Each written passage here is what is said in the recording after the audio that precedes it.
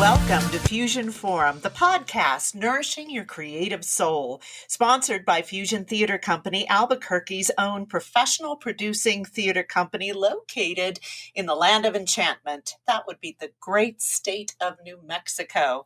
And today I'm welcoming my great and beautiful friend, Fusion co-founder, actress, director, the Lucy to my Ethel, Ms. Jacqueline Reid. Welcome to Fusion Forum. Hello, that's me. That would be you. I have a couple, to start us off, I have a couple of quarantine questions to ask you.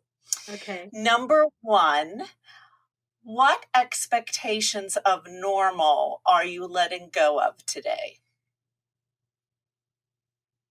Going to Starbucks. Excellent. Number two. and meeting you there for one of our chats. Right. Yes, true.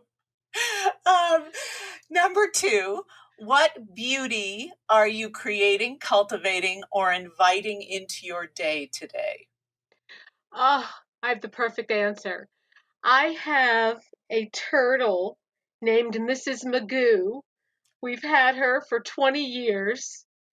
And all of a sudden, I mean, she's done this before, but this particular year, she is laying eggs like gangbusters. It's like she's telling me, although you can't have an Easter basket, I'm making the eggs for you.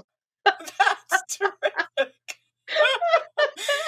Go, Mrs. Magoo. I love it. Mrs. Magoo. Oh, well, speaking of quarantine, you were directing, I was acting in the project, and we were 1 week out from opening Annie Baker's The Antipodes. And as I've described, I feel a little bit like a diver mid-high dive in a freeze frame. So how have you been living with this piece in suspension the past few weeks? You know, one of the things I had to do was, we had to shut down, and we were only a week shy of opening, and then we hit opening night, or what would have been our opening night, and the entire team was just doing such beautiful work and working so well together, that there was a certain melancholy at that hour that we would have been going on. And I sent an email to everybody. And then after that, I kind of had to distance myself and let it go a bit. Because here's the deal. Whatever I was firmly convicted about in terms of what the play said and why, it's going to be a whole new ball game when we revisit it, hopefully in August.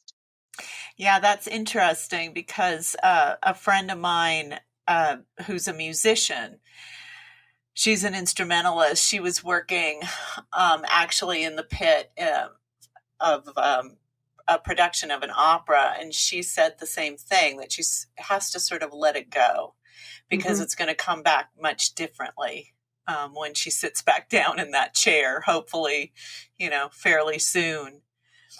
I'm sorry. Well, No, I was go ahead. thinking, even though I say let it go, but I trust that deeply subconsciously there are profound things going on because you're still so tied to the text. And I was thinking about the poem that Robert Kennedy quoted when Martin Luther King was shot by Aeschylus. Yes. And it says, even in our sleep, pain which cannot forget falls drop by drop upon the heart, until in our own despair, against our will, comes wisdom through the awful grace of God. Right. And I suspect that our team will bring a little bit of that sentiment, Sure. in our restaging of it. Right. The resonance of that. Yeah. So full transparency, we tried to do this interview yesterday, and it appeared that the internet was blowing up. And we were foiled at every turn. Every But turn. every turn. So I did ask you this a question that led, I thought, to a pretty profound statement, or what you were, what had brought you to the piece initially, the power of the word that you Mm-hmm. find in Annie Baker's piece, as even, abstractly and literally. And maybe you could recapture a little bit of your thoughts that you had yesterday on that. Disclaimer, I have no idea Right. what I said, but I will say this. I think the word as noun, word as verb. Um, and, what was interesting is I had planned a kind of speech to the cast. I was going to do it around our uh, wet tech, talking about getting our minds around the process of what a word is, and the ideas, the imagery, and the action that we try to move from one heart to another in a type Right. of marriage and understanding.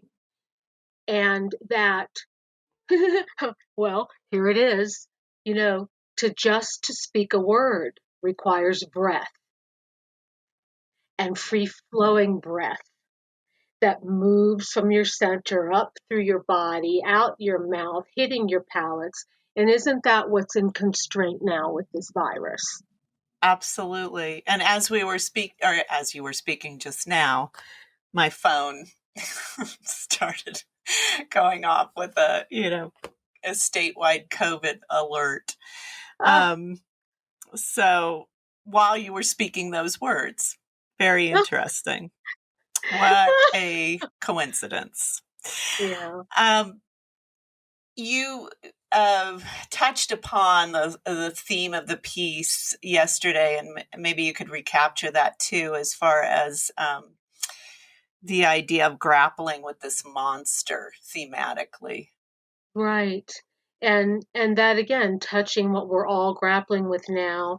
And uh, I think that the text of the play did a beautiful job of showing the ramification of perspective that can, in the show, they're trying to create a monstrous story.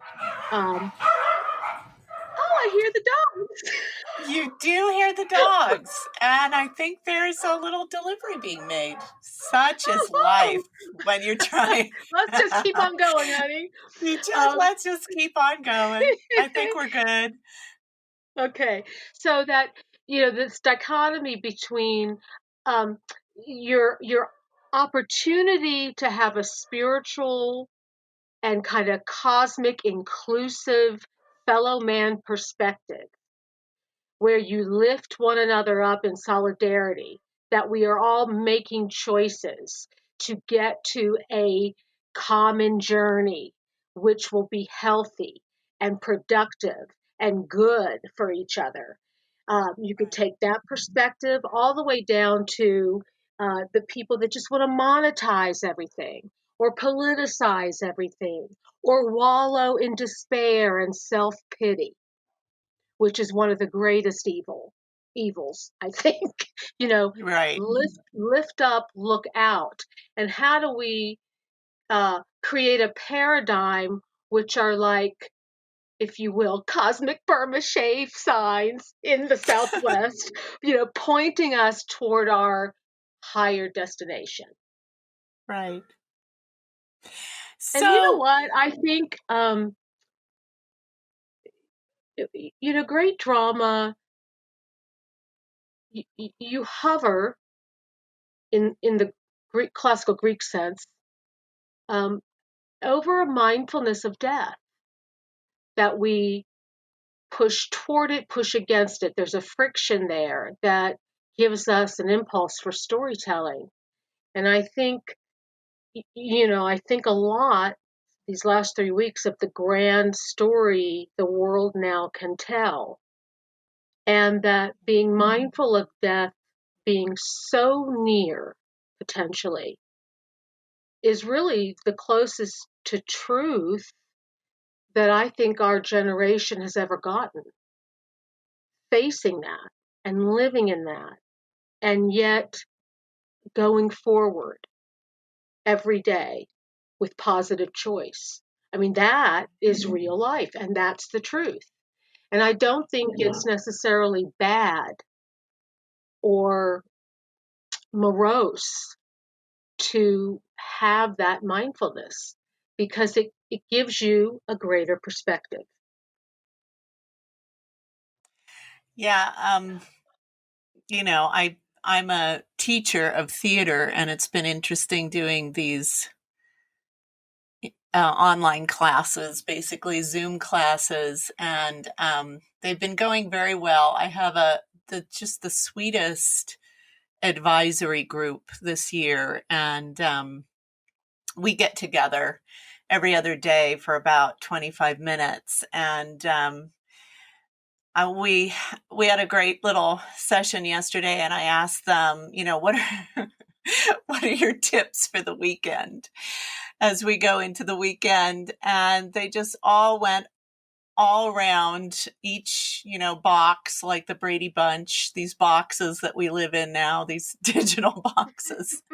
Mm-hmm. And they all said, don't die, don't die, don't die. And, obviously I'm getting a little choked up, but there's something rather brilliant in that, and capturing the dichotomy of what you're talking about too, because obviously the opposite of that is live. Right. Don't die, but live to the fullest. So, switching gears just a little bit, speaking of being a teacher, I was actually your son's drama teacher when he was in the 7th grade, Zach, and he was a great student. Needless to say, he definitely has the performance gene in his DNA, but at that point in his sort of pre-adolescent angst, though he was really great in class, he was sort of pushing back against the whole theater thing. Sort of. Understand. Yeah. Well, I would say, yeah, kind of in a big way. In a big way. Yeah, and we get it. We've lived through those adolescent years, and you tend to just, battle, bounce off, reject what's around you in the adult world, just trying to sort of define yourself. And he had a great interest in science, actually, when he was going through school, and ultimately got his degree. It's in aerospace engineering, correct? Right. At Yeah, Cal Poly in San right. Luis Obispo. Yeah. And he traveled that path excellently, did fantastically in school. And then, interestingly enough, he's sort of doubled back almost into a creative field. He's now a composer of music, living in LA, very much a part of the industry. Now that you're both working artists, you and Zach, how do you inspire one another? How do you think you inspire each other as far as a creative dialogue? You know, um, we just had a 45-minute conversation last night. It's funny you're asking me this. We talk a lot about, through his music, through my theater arts, we talk about how we can give voice um, and kindness to people in pain, to lift people up. Right. Um, you know, he's had an interesting journey in that he had to navigate between what was commercial and what would give him easy recognition, and how to yet maintain a real singular voice that he has, and not to be afraid of that voice. Um, and you know, we talk about how the artist is priest-like. That when you're a true artist, which means that it's not about you, you're giving yourself over to a dispensation that's coming through you. That if you can really do that in a state of humility, that the dispensation is one that only you can get. It's meant for you.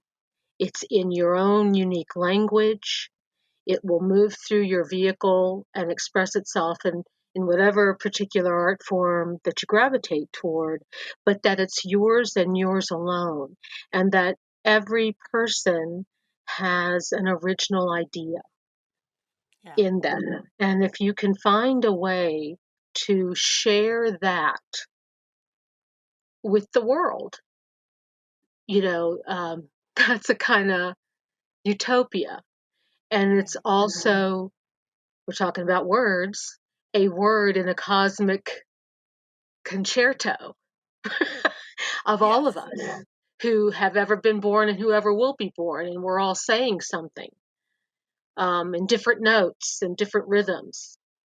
And, you know, I can speak with him now esoterically like that.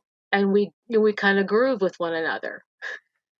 That's great. Although he will cut me off and say, "Okay, I've had enough of that. I gotta, go make a sandwich." A healthy balance. That's right.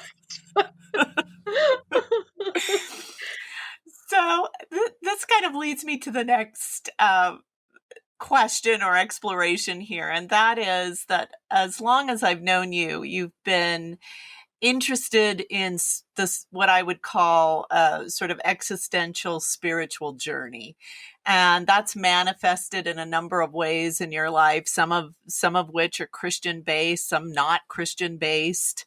But you've always had this curiosity and sort of drive to delve into the spiritual, what that means, what that journey is, when it intersects with our everyday normal uh, sort of human journey. So what how how has that influenced, I guess, both your creativity? Do these worlds and these realms, I think they speak to each other, but how do they speak to one another? And why do you think you've always been on that path? Ah, um, I've always been on that path. From my earliest memories, little girl memories. Um, I can't define it any other way than to say it's a gift for no reason on my, side, just a gift. And um, at times in my life, it would cause fear. It would make me think I was crazy. It would perplex me. And then the older I got and the more into my own skin, I, found ways to participate with it and to trust. And then, you know, years ago in theater performance, and you know what, even when I'm directing, I years ago I started saying, I'm not doing anything other than having a conversation. I mean, yes, I'm dealing with my fellow actors and all of that and the tech people, but there's something higher going on that I'm listening to and communicating with. And, I, you know, every theatrical venture is a continuation of a conversation that I'm having. And my latest thought about, that and what theater can do, we talk about, a lot of people understand that the theater arts can instill empathy, and they do. I think there's a possibility that they can teach endurance. And by that I mean, I had a conversation with a family member years ago, and this person was very upset because they weren't happy in life. They're not happy, they're not happy. And I remember saying, what gives you the right to be happy? I wondered if that wasn't an American notion. And now, years later, I'm kind of swallowing my own pill, if you were. I think we might view suffering incorrectly. I think we might try to push it away at all costs. You know, take the pill, stop the pain. Ask any osteopath, they'll say, there's a reason. It's not just the symptoms, right? Yeah. And so health, wealth, happiness, American dream, la la la la. I think if we could shift how we see suffering and that we see it as a color, if our life is a palette, we need both ends of the light spectrum. And so rather than flee, we learn to be still and be together in the suffering. And I think what that can do is enable us to lift and transmute to another plane, so that the suffering informs and carries us to a new place, a new shared space. And through it, we become better. We don't become worse. Now, I'm not denying disease and pain. But can we get a new perspective in the midst of all that? Can we find a place, a mental stasis that is hours and hours alone to maintain without being blown in the wind by the challenges of life? Because we all suffer. That's as much a part of life as happiness. And can we find a way to make it an aesthetic, like asceticism, that we find a way to be present with it? Your Well, turn. if there was ever a time where where we have that moment to be present with it, it's now. It's now. I mean, Yeah, I saw the drone video of the mass grave, and at first I couldn't believe my eyes. At first, I was halfway asleep and I was plunking through YouTube like I do, to go to sleep. And I saw this and I'm like, that can't be real. And then I realized, my God, it's real. And the imagery just brought back generation after generation of mass graves for all different kinds of reasons, sure. and how does the psyche endure that? And yet we are. And there's something about that space, I'm getting teary now, that space of we are, that is so beautiful to me. Right. It's like the light in the darkness. And so then I think, Like even now, I'm saying these words, I'm hearing myself, and I'm saying, please let me remember this so that when we go back to the Antipodes in August, I'm going to find a way through the staging to hone this in. Oh, don't worry. We'll play the podcast for you. One of the things that flashed for me when you were just talking was you talked to me a bit about your grandmother. And I sometimes wonder if this exploration of the spiritual was somehow inherited or influenced by her. And she certainly went through hardship, but continued this spiritual journey and even ended up in India, right? And she wasn't a spring chicken when she went over there, was she? No. And it wasn't. Here's the unique thing growing up, both of my grandmothers were that way. My mother's, this was my father's mother you're speaking of, and my mother's Okay. mother was Eastern European. I mean, they were both intensely out there spiritually. And they both had great skin. Right. Which you've inherited as well. A little spiritual journey, angst, and great collagen. No kidding. No, but yeah, Well, and I'll say the one. So my one grandmother could hardly speak English, but she had these rituals, and she would rise way before dawn and light a candle and pray. I used to, when I would stay with her, I would sneak out of bed. We're talking like 4 in the morning, and I would just peek around the corner and watch her enveloped in the light of this candle, and she'd be praying in another language. I was just mesmerized by it. And then my other grandmother, who was very practical and worldly, and she had converted to Catholicism in order to marry my grandfather. uh-huh.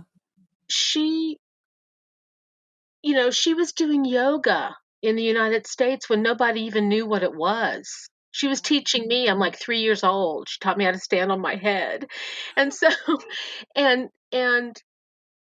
yeah, I mean, certainly both of these women kind of bookend my own chapter, my own, it's like a ball I've been given and I've run with it differently than both of them. But yes, I often think what would have happened if they had not been in my life the way that they were. And they would talk to me about these things. Um, I think I was the wacky grandkid that would ask questions. Right. That's what I've always really enjoyed about you and treasured about you is this innate curiosity. You're incredibly open to new experience and also really open to other people and their stories. I mean, obviously that goes hand in hand with theater, but just in your everyday life, you're just really open. So we're going to take a little break and then we'll be coming right back with you. Okay, here we go. Sounds good.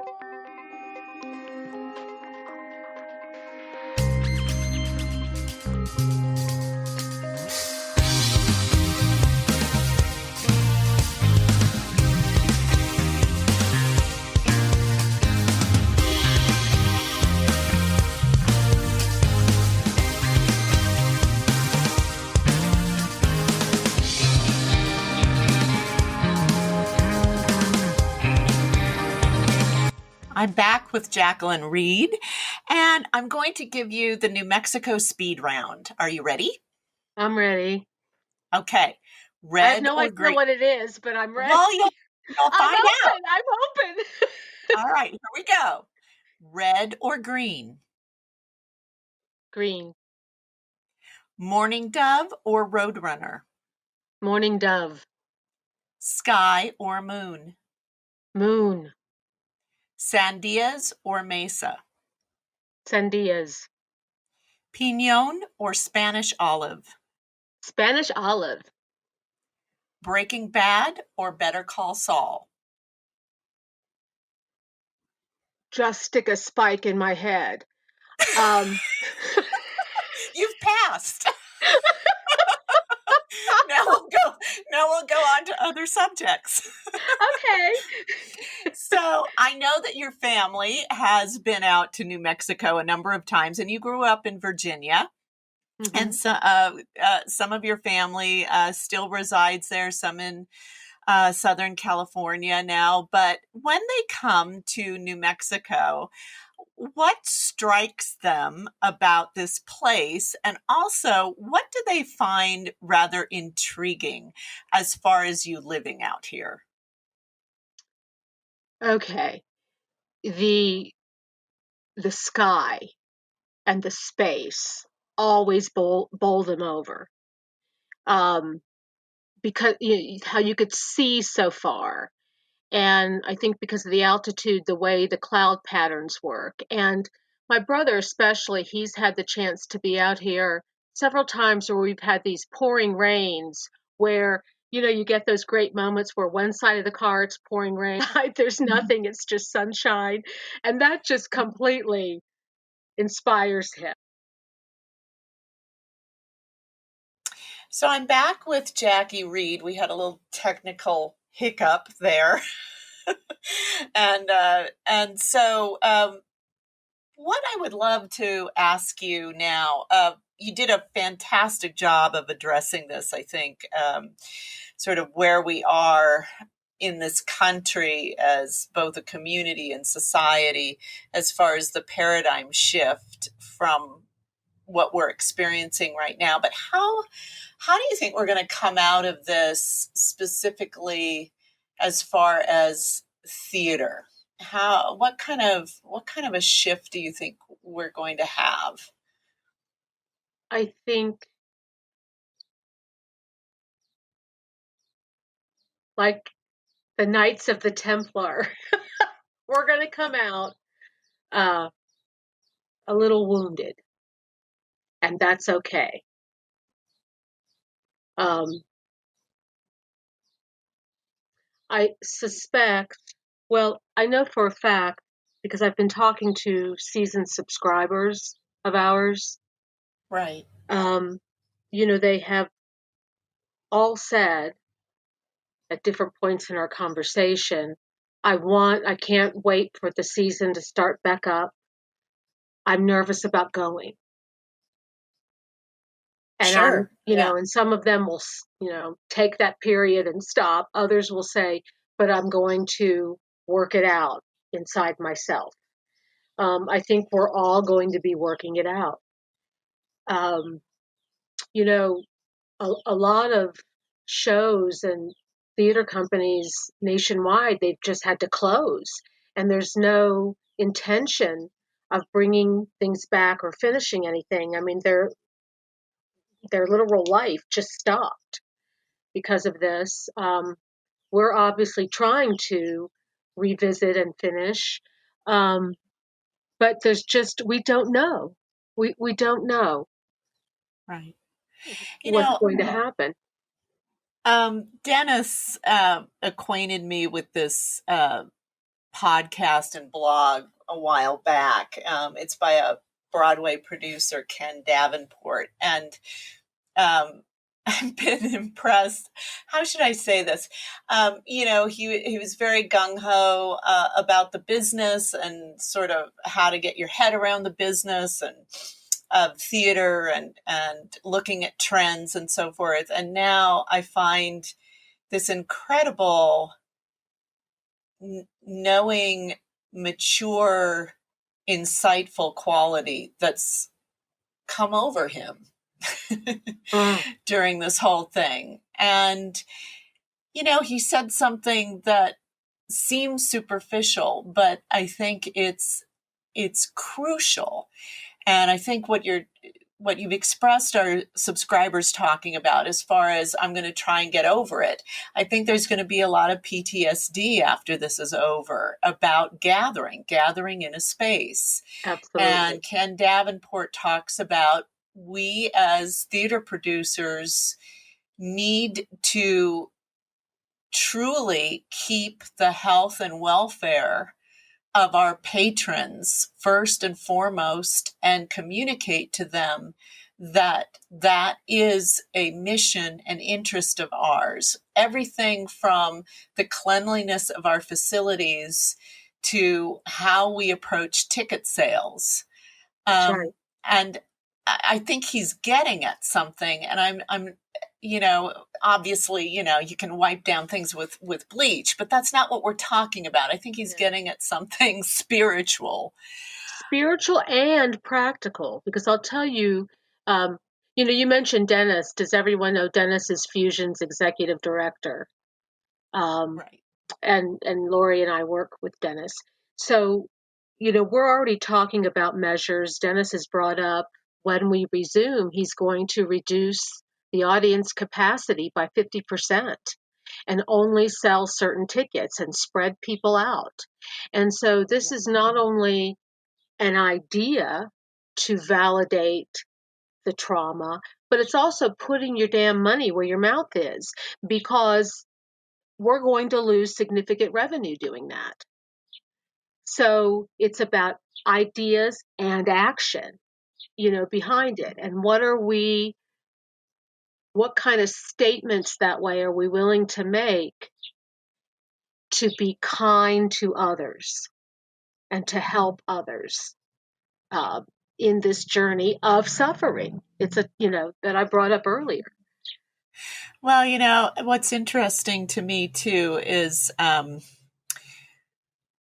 it's haunting to me as far as the parallels with the AIDS epidemic and the fact that we lost so many great artists through that. And once again, this virus seems to be hitting artists. I mean, obviously it's hitting all sections of community, but it's hitting artists hard. I think that there's a number of reasons for that. I think, unless you've really become quite successful, you've probably not had the best health care along the way. You've struggled financially and so forth, and you become vulnerable to health issues like this. How do you think the general populace will be sort of relating to art in general as we come out of this? Well, hopefully there'll be an embracing of it as another type of language, if you will, to help them process their own journey and traumas through this. Through beautiful endeavors. I mean, the arts bring beauty into lives, and because of the beauty, I think healing. And I would hope that people would use the arts as a resource. Yeah.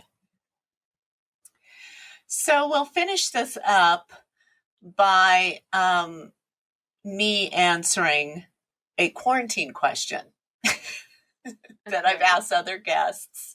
I'm going to ask this of myself. What am I grateful for today? And I'm going to try not to choke up. I'm grateful for you. And I'm really grateful for the art that we've created together. I'm grateful for Fusion. I'm grateful for all the people involved. Obviously for Dennis, our co-conspirator in artistic crimes. I am so grateful that I've been able to find not only one of the most beautiful friendships, but one of the most beautiful artistic homes of my life. So thank you. And thank you for doing this podcast, Jackie. What do I say to that? Thank you. I don't know. Okay. Bye-bye. Bye.